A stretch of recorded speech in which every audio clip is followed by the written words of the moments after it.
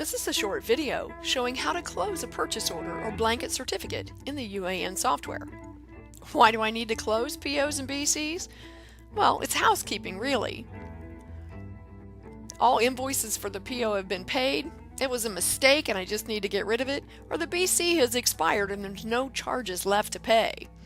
Let me take you to the UAN software and show you how to close your purchase orders and blanket certificates. It is April 16th in Training Land, and I had a meeting on the 12th where we paid bills. I like to evaluate my open purchase orders after the bills are paid and then again at the end of the month. I like to keep them tidy, and that leaves less opportunity for me to pull in the wrong item when I'm making a payment next month. Let's go to Accounting, Utilities, and Purchase Order Utility.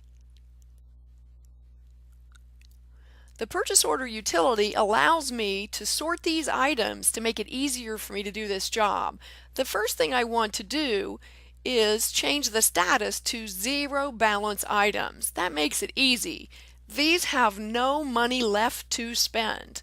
I might as well go ahead and close them. So I select all the items and click Close Item.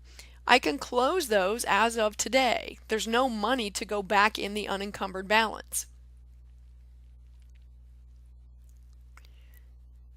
And now I have no zero balance items. Let's take a look at the expired items. In Buckeye Township, we do quarterly blanket certificates. My employees keep a blanket certificate log and write down everything they charge against each BC and turn that in at the end of the month. So I always know if there are any more charges to pay on the blanket certificates that expired last month. Every one of these expired as of 3/31, so nobody can make charges against them after that, but I still have to receive and pay the bills on the items they did charge before the expiration date. If I had any outstanding invoices, I would leave that BC open, and I do have a BC that has one invoice that has not arrived, so I would leave that BC open. I'm going to check mark all of the items that can be closed.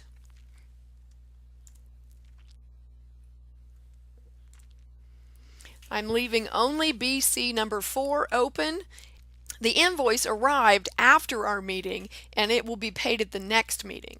So I'm going to go ahead and close these items, and the close date, the easiest date to use would be the date of the last bill payment. If I try to use March 31st, the expiration date, I'm probably going to get some messages. These two items could not be closed because they had bills paid on the 12th. Now everything else did close as of the 31st. There were no more payments against them, but I would have to use a different date to close these two items. Close item, and I will use my payment date of April 12th. Okay, now my only first quarter BC is the one that I need to leave open for payments. Now let's take a look.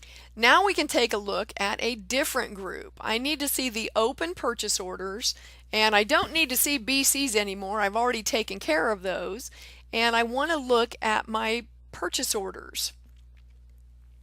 Now that's a scrambled list. Purchase orders can be many and varied. How am I going to determine which ones need to be closed? Well, you have to be familiar with your purchase orders. You might need to print a purchase order status or a purchase order charges report and review it before coming to this utility. Sometimes you want to sort them by vendor. You can use the heading at the top of the list and then review these items. I would have to look at these individually to see whether I'm finished. You see, I've got some vendors have more than one purchase order. I have to evaluate the items in this list carefully. You may want to sort by the current balance, and that shows you the purchase orders that have a very small balance left, and you might be able to determine whether or not those could be closed. So you want to take a look at your items. If you know an item has been finished, like the Busybody newspaper, we opened that purchase order to put in our ad for the annual financial report. If I display this and look, it has already had an amount spent against it. So the only thing this was for was the annual financial report ad, and I have paid for that. I could close this item. So evaluate what you have left. You might need to look at some reports or display them. Mark that item and click Close Item. I'm going to date the payments of the last meeting. I don't want the purchase orders that I no longer need to be holding on to an unspent balance that I could be using for another purchase order. If I keep my purchase orders tidy, the unencumbered balance of my appropriation reports will be accurate, and we can see how much we have available to add on a new purchase order. I hope the information in this video was helpful. If you need assistance with the steps shown in this video, contact Uan Support using the information provided on the screen. All Uan Housekeeping Series videos qualify for House Bill 10 training. If you have any questions about self-reporting your training hours, please call or email your question using the contact information you see on the screen now. This video is not long enough to self-report by itself. If you have only watched this video, you cannot self-report the time. However, if you watch more videos in the housekeeping series and their combined time is at least 30 minutes, you can self-report the combined time.